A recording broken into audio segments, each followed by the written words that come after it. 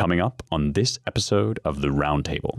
And the bigger they are, the harder they fall. So it's not surprising that we have stagflation. It's not surprising that we're running out of tools in the toolbox.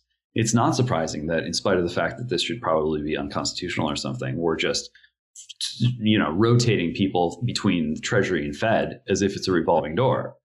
That's not what the arrangement is supposed to be. And the arrangement sucks all on its own and is only a product of, the collapse in the 30s.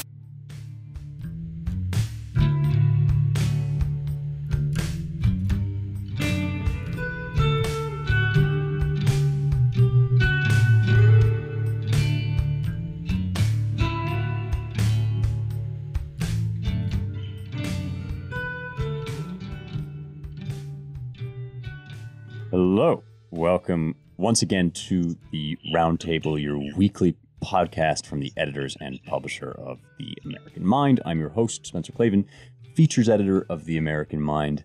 And from a massive Avengers Assemble full complement last week, we are down to a more intimate setting this week. It's just me and editor James Poulos. James, how are you doing?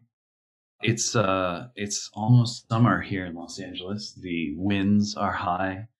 The sky is spotless, and the smell of I should know what flowers these are. They're growing outside my window, faintly wafting in through the open window.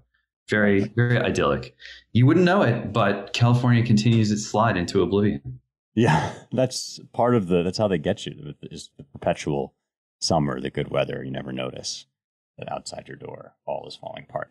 Whereas here in Tennessee, the summer is announced by the sledgehammer, a heat sledgehammer, which comes crashing down upon us round about this time of year. But at least the allergies are subsiding.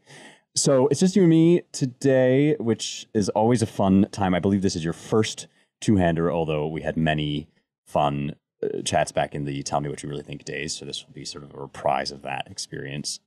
A few things on the docket to discuss, starting with the economy. We have a piece up on the site called Stagflation by Milton Ezrati. I think a pretty good primer on what stagflation is, why, although it's not currently happening, a recession is likely within the next year or so. I'm just going to read a bit of his piece, and then we'll get onto what Biden has said about this. It is hard to credit Washington's behavior during these past 12 months or so, writes Ezrati. Fed Chairman Jerome Powell is surely aware of the inflationary nature of past policies, as is Treasury Secretary Janet Yellen. Yet for months, both insisted that the inflation was transitory. Policy remained as expansive as ever. The Fed held interest rates near zero and actively pursued quantitative easing. As I understand, that's when the Fed directly buys securities in extreme times. Supposedly in extreme times, although they've been doing it sort of on and off since the 2008 crash. Yellen went along with President Biden to press for additional fiscal programs that would widen deficits. All blamed inflation on post-pandemic supply chain problems that they were sure would lift soon. So one of the interesting things about this Ezrati piece is that he points out something which, it's one of those things that feels to me like it should have been obvious, but it wasn't to me, that people's sense, a panicked sense that there's literally nobody with a plan at the helm, is itself a contributing factor to inflationary pressures. As if on cue to demonstrate this, here emerges President Biden. Yesterday gives a speech in which he seems to be getting just basic facts wrong. It does not inspire confidence. I'm going to just read the sort of crucial portion of the speech, and then we can talk about, really anything at all. Now, as I said, when I came to what Congress and the president can do to fight inflation, this is Biden now. Americans have two potential paths forward. The first is my plan, the Democratic plan. The plan put forward by congressional Republicans is a second alternative. Here's how each of us would tackle inflation. My plan is to lower everyday costs for hardworking families and lower the deficit. I'm not trying to make Biden sound bad. I'm actually just reading the White House transcript, which I assume is already cleaned up. Lower everyday costs for hardworking families and lower the deficit by asking large corporations and the wealthiest Americans to not engage in price gouging, to pay their fair share in taxes. The Republican plan is to increase taxes on the middle-class families and let billionaires and large companies off the hook as they raise prices and reap profits at record amounts. James, I don't know if you've seen a production of Waiting for Godot lately, but not lately. Okay, well, there's a Not that long ago in cosmological time. right. Okay, relative to exactly the geological periods. It was not long ago that we have Lucky and Pozzo in that play who wander on, and Lucky is like this sort of fast talking businessman, and Pozzo is this weird like ancient philosopher politician kind of on a leash who launches in the middle of the play into this long sort of iterative monologue consisting of both political and philosophical jargon. I start to feel this way when Biden talks these days, like we're in a kind of postmodernist voidscape, just the endless redigested jargon with no end in sight. Are you any more hopeful than I am about the president's capacities to deal with the present financial concerns? Well, Pozzo, reminiscent deliberately, I think is considered canon of the word for crazy in Italian, if I'm not mistaken. These are certainly crazy times, and I think it is becoming clear to people that for all of our well-justified talk about saving the country in a political sense or a cultural sense, it's really in the economic sense that that things really do look incredibly bad.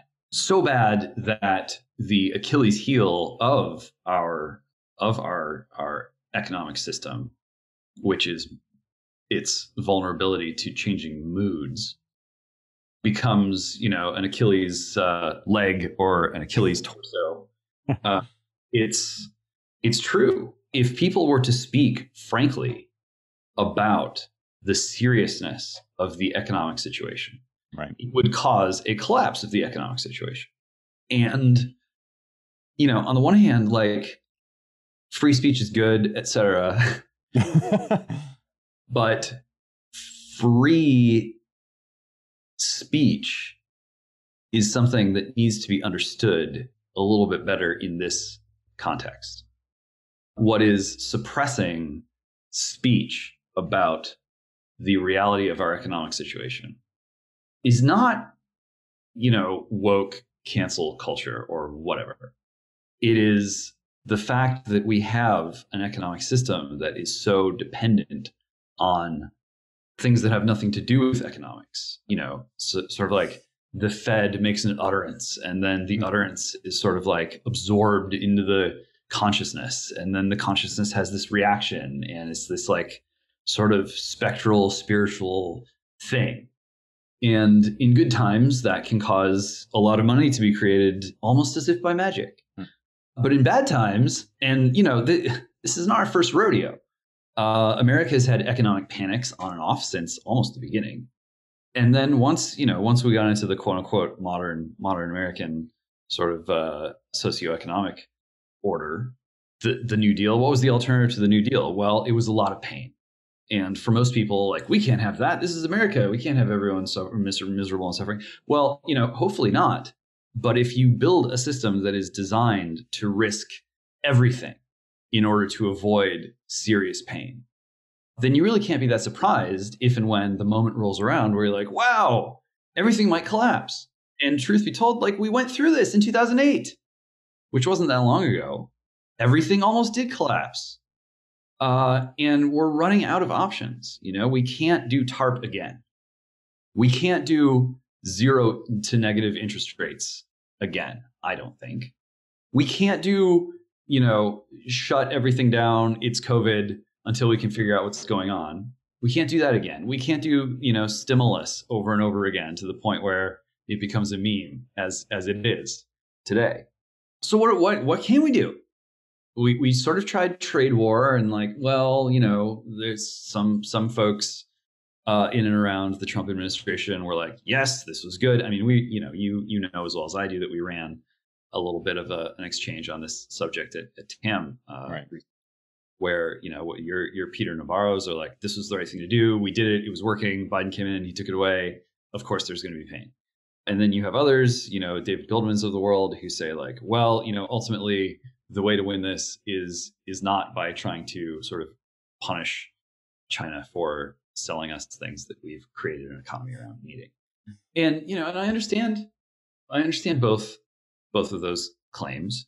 And I think that it's important that we air this openly.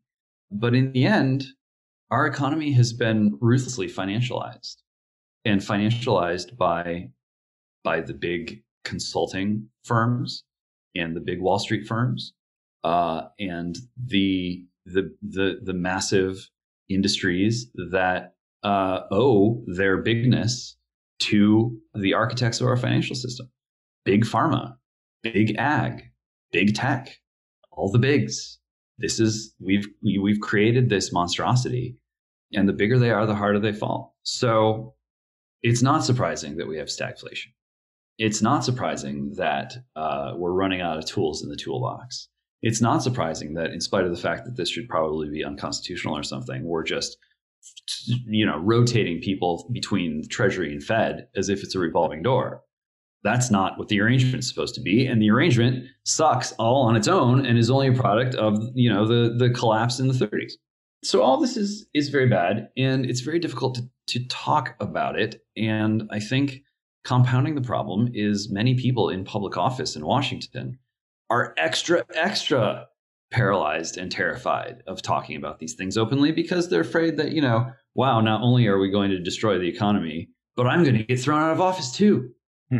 And it's just so easy to run as the person who's like, well, you can't black pill America. This is America. A can-do attitude will see us through. And it's like, I love you, but if you look, you just sort of kick over the stump, and what you see under the stump is incompatible with a can-do attitude as we have known it. And so what is the fix? Well, we're going to need a financial and economic refounding.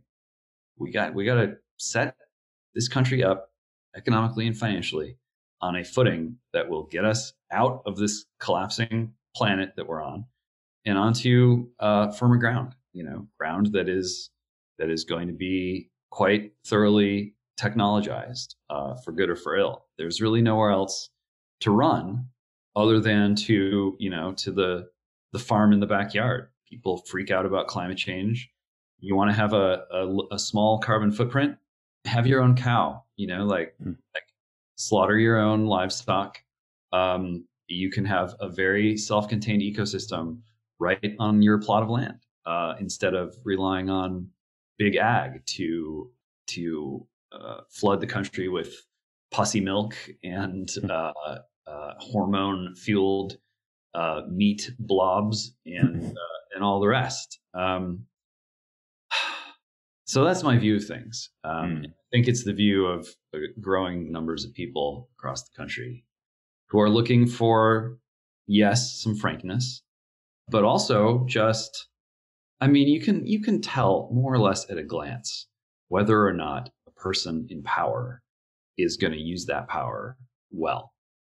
And a lot of people are looking around going, will the real leadership class please stand up? Right. This problem, the problem that has no name, so to speak, or the problem of not being able to talk about it is so key. And once you start sort of, again, staring into that void, you realize there really is no bottom. There's an essay in the forthcoming CRB, which won't be out by the time people hear this, but will shortly be online, by Jeff Anderson, who's written for us before, former, let's see, what was Jeff? He was the former president of the American Main Street Initiative and director of Bureau of Justice Statistics. So, fellow who knows how to crunch these numbers. And he's talking about the debt in this piece and just throwing numbers out there like a quadrillion, which is what our debt could be in the next 60 years. That's for the folks keeping track at home, that's 1,000 trillions is a quadrillion. And, because these numbers simply boggle the mind in the very explicit sense of like your little monkey brain just can't hold this concept inside of it, and it creates this incredible paralysis for people who, again, not to be quaint, but whom the founders envisaged as having a certain modicum of agency and control over the most important sort of financial and economic aspects of their own lives. Anderson quotes Thomas Jefferson on this. The four horse of the frightful team of the apocalyptic horseman is public debt, and taxation follows that, and in its train, wretchedness and oppression. And when you're staring down the barrel of $1 quadrillion worth of wretchedness and oppression, it's very easy to simply say, well, that whereof one cannot speak, thereof must one be silent. Like there's just no, let alone the fact that, James, as you're kind of, I think, adumbrating here, like there's an element, there's a dimension in which even talking about this problem itself makes it worse unless we talk about it in some kind of radically new, radically innovative way. And I think that that's honestly the appeal at root, at bottom, the appeal of a guy like Elon Musk, beyond the Twitter stuff, beyond the are we into Neuralink or not into Neuralink, beyond all the kind of, Klaus Schwab, is he or is he not a transhumanist stuff. Like the reason people are into a space cowboy is because the value proposition is very clear. He's saying, I'm going to go to the moon. I'm going to go to outer space, right? I'm going to colonize planets. And there's such a solidity to that, not just in the sense that there's, the sort of reinvigoration of the frontier, but in the sense that, in my lunk-headed way, I keep coming back to this every time we talk about the economy and we talk about the financialization of the extreme financialization of it. It's like, yeah, sometimes in good periods, as you say, James, this sort of number fudging can magically generate bucks out of nowhere, but nowhere bucks are nowhere bucks. I mean, they really, I cannot in any way wrap my head around the possibility that, that they are tied to anything solid. And it's like, if you live by the imaginary dollar, you die by the imaginary dollar. And whatever the answer is here, it surely does have to be. I think you're probably right, James, that like there's an amount of pain involved no matter what. You talk about, we had that symposium, that feature at TAM, David Goldman and Orrin Cass and some other folks going back and forth over, well, do we need a new industrial policy? What would that look like? How could we even accomplish it? All the instruments we would use to accomplish it are sort of captured by woke interests and big tech and so forth. But at bottom, I think, like, again, what appeals there is by reference to like DARPA and the moonshot and Reagan and like these various eras throughout American history when we've actually said to one another, like, all right, we're going to do X, and X is going to generate value because X is something people want, something that makes people like happy or gives them food or whatever. Like it seems like reinvesting in that solidity while at the same time updating a lot of our tech so that we're not just trading in in Fed bucks, but rather can have some real grasp of cryptocurrency and agency over our computational technology. Like I know I keep pounding this rock like some kind of caveman, but it certainly feels to me like solidity is the key. Like actually having things that we make here, capacity to make things here that people want, has to be the first step. No, is that just too simplistic? I don't think it's too simplistic. I mean, look, the time when it said on your greenback that you could walk into any bank and lay it on the counter and be given an exchange for gold. Yeah. That time is gone. Exchange for silver is gone. What's on there? It says, well, it's backed. Your money's backed by the full faith and credit of the United States government. Right. And that's better than nothing. But what is the full faith and credit of the United States government backed by? It is backed by the full faith and credit of the American people. And if people begin to have that feeling, that creepy feeling of like, this is just a piece of paper, then bad stuff happens. And the American people have been pushed, especially in 2008, but in a way ever since then, pushed in the manner that you describe to start thinking like quadrillion, gajillion, right? Googleplex, right? Like people laugh because yes, the words sound sort of stupid in and of themselves, but because it's like a word without a referent. It is so outside of human scale, right, that you begin to lose contact with the reality of the thing. And at that size, its reality itself starts to sort of shimmer and wink in and out of existence. And we've seen this, whether it's George Soros sort of, tanking the British pound, or, the Madoff thing. I mean, we've seen like large sums of putative money just kind of go poof quite a few times in this era. And that encourages people to have that feeling of like, well, on a certain level, this is all just sort of like an imaginary, it's a fantasy that we're all participating in. And I think when you look at Bitcoin and cryptocurrency, in some ways that seems, depending on the coin, to reinforce people's feelings like, oh, hey, yeah, if we all just hold on to this thing that we made up, then we won't need money anymore. Like, this will be the only money in the universe, and we'll all get rich, and it'll be amazing. And, that's sort of like, if you just go on your mountaintop and clear your mind, then heaven will come down to you. Certainly that's an idea that has a long religious pedigree, not entirely consistent with the preservation of a large republic and the socioeconomic system that it requires in order to be preserved. But in other respects, people look at Bitcoin and they go like, well, certainly this isn't any more imaginary than what we have now. And in fact, it's an actual like computational protocol, whereas God knows what's going on, in the Fed and in Wall Street. God knows what their protocol is. I mean, at least, you can sort of sit down with Satoshi's white paper, read it, and go like, okay, this is it. This is sort of describing what's in the box. What you see is what you get. And, we live in a world outside of purely digital finance in that sense, where something like the Bloomberg terminal still exists. Oh, it's a magic box. What's in the magic box? Oh, about, 0.8 seconds. Just sort of gets you the info, like some seemingly trivial amount of time before everyone else. But that's all the time you need in order to tell the computers to place all the bets that are going to make you rich and not someone else. So we've got this mutant system, and it's sort of grown to this enormous size. It's not even clear sort of where the U.S. part of it ends and the rest, the non-U.S. part of it begins. This is globalization. We can at least think frankly about it.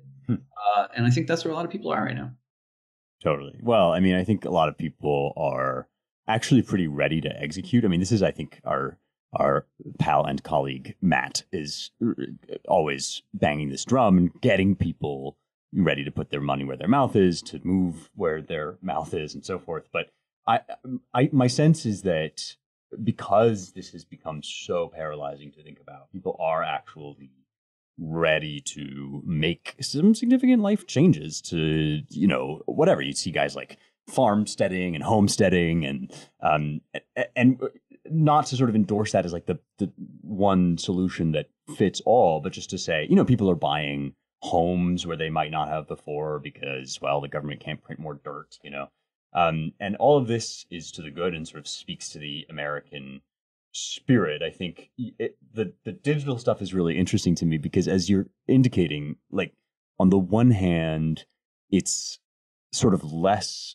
solid. It feels less solid because it's just bits and bytes, and people still have this kind of 2001: A Space Odyssey reverence, awe, and incomprehension about the whoops and the bits. Like, what do they do? And there's a sense that it can never be understood. But you rightly point out, and this is always so funny to me, like, is it harder to understand than whatever the hell is going on at the Fed? Like, I don't think so personally. And I think that as people kind of get their hands dirty with this stuff more and more, they're realizing there's actually a lot more transparency involved in the tech stuff.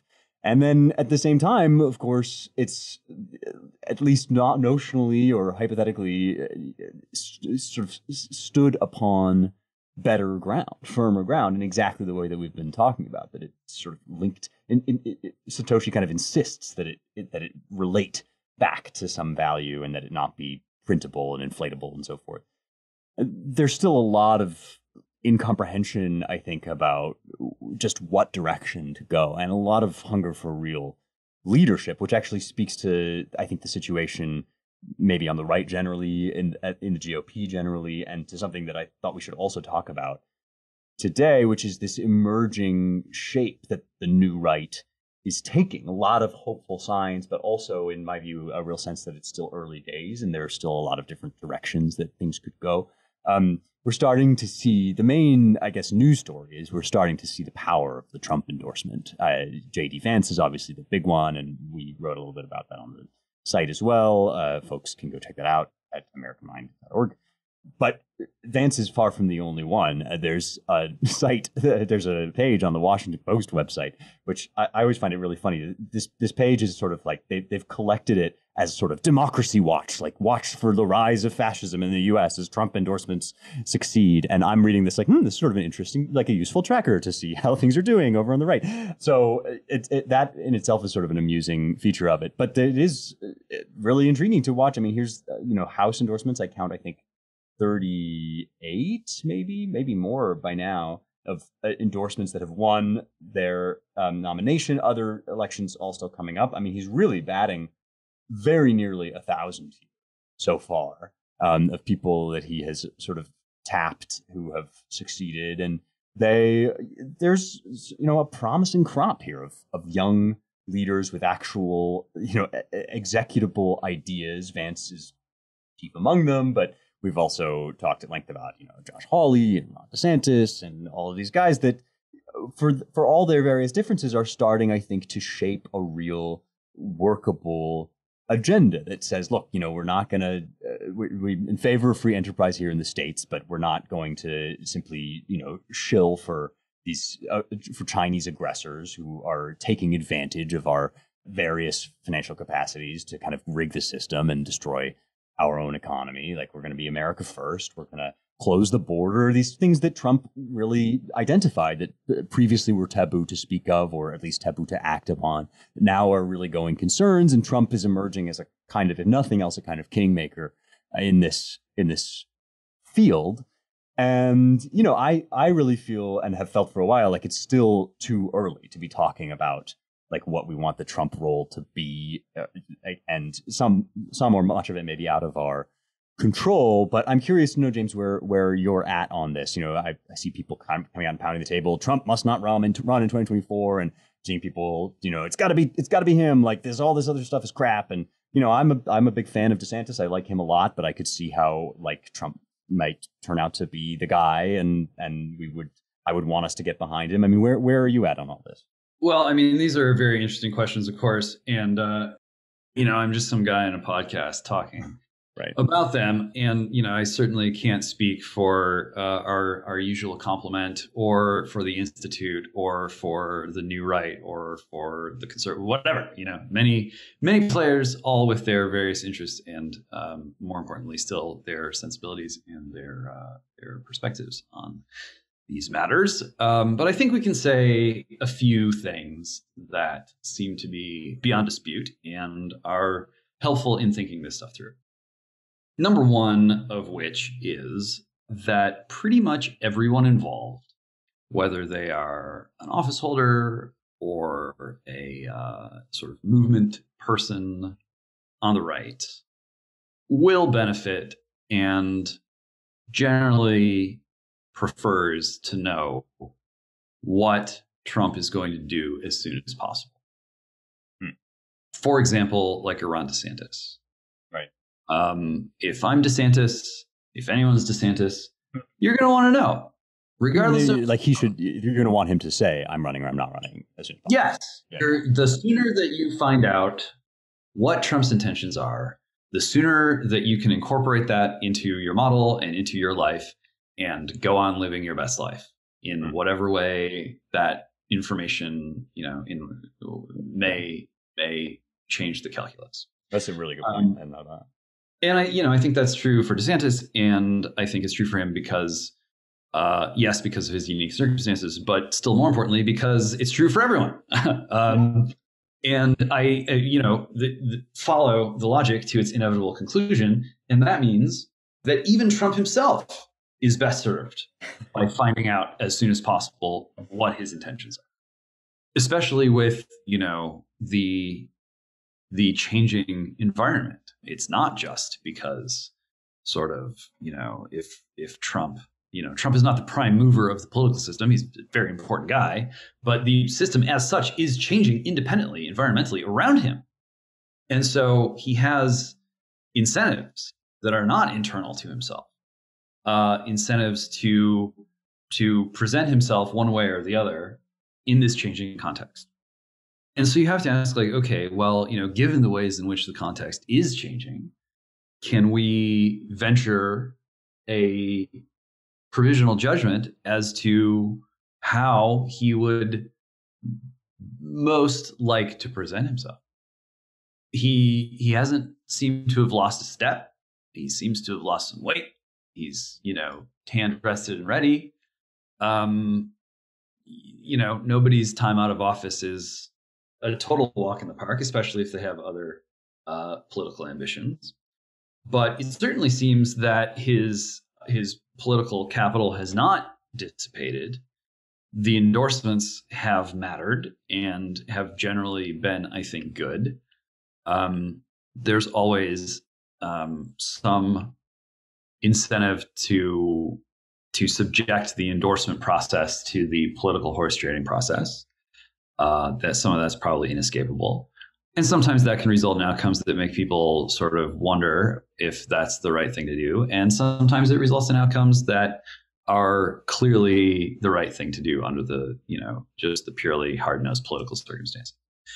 He's posted up at Mar-a-Lago and, doesn't seem to really be any older than he was in 2016, which, maybe that's one good to serve one term, take a little break, and then come back and serve another term. Just get some Gatorade, towel off, come back. Halftime. Yeah. What could be more American than that? And so I'm sort of like casting about, looking for reasons why Trump would go to hell with it. I don't want more. I don't think I can do more. I'm not left with unfinished business. I'm just going to become Jimmy Buffett for MAGA people. And I don't really see those reasons. And I'm not sure that any halfway serious observer would see those reasons either. Right. That seems to be, I'm trying to start with just the most sort of banal observations and see how far they can take us. And I think they take us pretty far. I think they take us to a point where it's why wouldn't he give it another whirl? Mm-hmm. Mm-hmm. Because he's got, he's pretty well positioned. The polling shows that if the election were held today, he would, basically be reelected fairly. And why not? And he knows that everyone's kind of waiting for him. And so it seems like just going from the ground level observation and making a few commonsensical inferences, it seems like the best provisional judgment is that the guy's probably going to announce sooner than later. And, if and when that happens, if what's right in front of our nose does in fact point us in the right direction as far as thinking this through goes, then it's going to be a wild summer. It's going to be a red hot American summer. All right. Well, you heard it here first, folks. That's really interesting. I certainly had not thought about the sort of timing question, but I think you're absolutely right. There's no reason not to find out for everybody's sake. A couple follow-up questions, rapid fire. Do you think Elon's going to let him back on Twitter? And do you think he's going to accept the invitation? Or do you think he's going to stick it out over there on Truth Social? See, now you're asking me real questions. Yeah, this is the hard-hitting stuff. Questions where I would need even more inside information than I quietly collect every hour of every day. It seems most likely to me that Trump would be unsuspended. And it seems most likely to me that Trump would not come crawling back. That is what I would bet if I were betting on this scenario. I think that, frankly, Twitter is under an obligation to restore the former president's account. Mm-hmm. And I think that it is kind of a toss-up as to whether Trump's return would preserve the unique kind of frisson that it had earlier on. Twitter has changed a lot since 2016, since 2018. And not just insofar as like, well, now you've got these sort of wokies and whatever. I mean, it's just the vibe. There has been a vibe shift, and the shift has taken us into some strange territory. And not just kind of blue checks losing their credibility or whatever, but people kind of like, okay, so free speech is good, and we're better off sort of like not being dogpiled and mobbed and canceled and whatever. Yeah, it's Americans should be able to discuss openly fundamental political questions on the internet. Okay, granted. But is Twitter the tool? Is it the right tool? Is it the tool that matters the most? Is it still justifiably the object of our obsessions? And that's certainly a question that Facebook confronted, and the answer was rather painful for them. And Amazon is obviously a different kind of platform, but its acquisition of the Washington Post and its use of Amazon Web Services to, at a minimum, flirt with cancellation. Netflix is having a not a great time. Thanks, Obama. Everyone's kind of wondering whether platforms are where it's at. I, for one, was shocked that Obama, as the new David Attenborough, taking viewers on a tour through America's national parks, did not immediately send the dollars flowing. A tour through his various bromances with has-been. No, that's the podcast. That's a separate media venture, yes. Which I don't think Netflix is affiliated with. Although, who knows? They're all affiliated with each other at this point. No, I mean, similar to your kind of astute analysis of what would be the bare minimum facts on the ground for Trump, I think it's hard to see how, for Elon, reinstating Trump rather, would not be the move. Everybody wants him to do it. It's consistent with the principles he's articulated and his vision for the platform. And it's this very kind of high profile, obvious thing to do. But the deeper question, right, which is in this sort of incredibly scrambled media ecosystem, everybody trying to break through the noise, nobody quite managing to, and Twitter having basically killed its own vibe. Like not just, there are probably forces outside of Twitter's control that have made it less fun to be on as a platform, but it did also really destroy everything about itself that was so like electric. I mean, for all that it is now a hellscape, and we joke about it's always having been a disaster. Like there's a reason why it hoovered up so much of our attention and energies. Even if, of course, we're always adding the footnote that these tech companies are buttressed by massive kind of government carve outs and legs up, but still, there's something that Twitter has, it seems, done to itself that maybe it can't be undone. In which case, decentralization is always the devout hope, I think, of most conservatives, and it may be, in fact, like it's good that there should not be one news site to rule them all, one attention grabbing time suck to eat up all your neurons. But we're reaching the point where we're gonna have to close this two-hander out. We keep saying we're going to talk about Nina Jankowski, the new Minister of Truth. We haven't gotten to it yet. Maybe next week, although there's really not much yet to know, except that she's a sort of weird, like, women's studies major. Not really, but she sort of acts like one who reports on Ukraine and seems to be invested in shutting down the enemies of the administration. Do you have any, James, just quick high-speed downloads on Nina Jankowski, or should we leave that for another time? Well, I'll do this pretty fast. I mean, I think, just to dot the I on the Twitter thing. Look, it's going to be necessary for platforms like Twitter to be restored to a consistency with our civilization and its long-standing habits and norms and mores. But it won't be sufficient. And I think people are becoming aware of that. And so, I wouldn't want, I'm not saying that like Trump's not coming back to Twitter and Twitter's going to suck now because, it's just because like people are off doing their other thing doesn't mean that it's not necessarily a problem.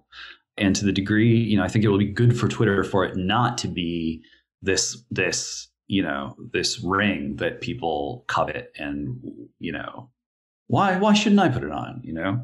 Why not me? There's too much of that feeling in the Twitter experience. And I think, part of sort of putting it back into harmony with America is that people will not feel like it is going to make or break their country or their life or their mood today. And that will be a good thing. And a good thing for the company. You want the company to be, there's something, it's like the gigantism in finance that we were talking about. Like if Twitter becomes this sort of like this, Tocqueville says that in democratic times, the concept of unity becomes an obsession. And there's something of that running through all that we have discussed here, this sort of one ring to rule them all sort of vibe. And we need to, we got to make that vibe go away. We got to take it down. That's, and if that vibe does go away, then we really are sort of lowering the temperature in a way that doesn't require us to chill our own speech. And that's really important. And that is why we should not have a government truth ministry. Oh, we got there. Okay, yeah, good. There you go. That's why we should not have that. This is the kind of thing. And there's talk on the internet and on Twitter about the current thing and sort of current thingitis. And for the federal government to wade in and sort of say, we are creating a federal bureau of current things. This is the worst of both worlds. And God willing, it won't be long for this world. That's a good point to end on. I mean, not again to be trite, but it does seem as if like pluralism of this kind, that is little pockets of the country where like maybe Twitter isn't the most important thing and maybe something else is, like maybe they do things differently in this area. That does seem a pretty fundamental cultural and political dimension of our country as founded. So may it come to pass, as you say, James, and may the ministry of truth die a swift death. Thank you all for listening to the Roundtable. If you want to learn more, visit our websites at americanmind.org, claremont.org, claremontreviewofbooks.com, and our DC-based Center for the American Way of Life at dc.claremont.org. I'm going to plug James's book, Human Forever, which you can get at canonic.xyz. And you can donate to support the show at claremont.org/donate. That's this show, which you should rate, review, share, and subscribe on Apple Podcasts. It helps very much when people hear about us through you. Give us a 5-star review, or at least keep your bad opinions to yourself wherever you get your podcasts. You can rate us on Spotify now, too, which is a new development. So go blitz Spotify with fulsome praise of our show. Thank you, everyone, and talk to you next week.